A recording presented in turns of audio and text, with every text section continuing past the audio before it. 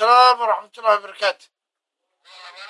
وأمانها قيمه مانتي ولا الولي بقول يصدني يسدد كرون ما حتى الله قادر عشان دقيقة قداد إن شاء الله تعالى. والله ما كنت إنه أول جيم كوكو صدر الشرب كوكو صدر العقد هذا كوكو صدر كراية مش والله مثل غيسة. ما يدي يقول صدر يقول صدر. هاي والله. يقول صدر. لعقت ما شدني ولا ما قادن.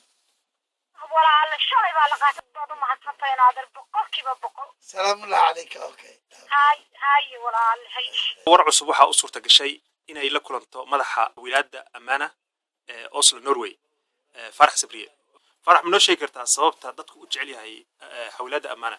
horta walaal su'aashaas waxaa ku habbooneed macaamiisha in la weydiiyo balse haddii aan aragtidan ka qabo aan ku sheego annaga kulleyba waxaan isku daynaa inaan macaamiishan aan qancino adeeg hufan aan u qabano waxoodana aanu ammaano geyno meeshay ugu talagaleen.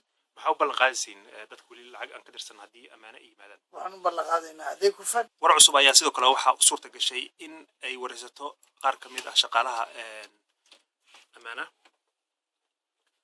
oo uu ka mid yahay Cabdi Dheere horta magaca saddexan bal noo sheeg. magacay waa Cabdi Cusmaan Aadan. Cabdi Cusmaan Aadan صغير lagu naanaysta. okay shaqaalaha Amana ka mid tahay miya? shaqaalaha Amana ka mid ah ilaa muddo. okay dad badan oo jecel jira Amana sababta ma noo sheegi kartaa? Amana waxay hawsheedu waa degdeg waa amaano hufan marka dhaqsiyaha iyo amaanada mutaqaan u dhowrno ayaa dadka in badan aan ku soo jeedin aan u maleynay saas ay ila tahay kulli macaamiil badan leena.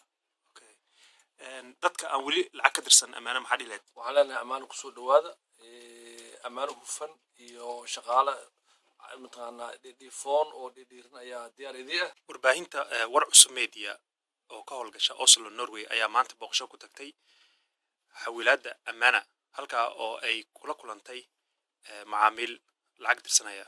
ujeedada aan u imaan halkan ayaa ah iyada oo aan maqalnay in xawaalada Amana aad loo jecel yahay. adeer magacaaga ma noo sheegi kartaa? magacayga aniga Cabdullaahi Xaashir Wacbali. Amana maxaa u timi maanta? waxaan u imid in maaragtay aan dadkayga ahladayda aan lacag uga tirsado Soomaaliya jirto. okay sababta Amana lacagta ugu dirsato maxay tahay?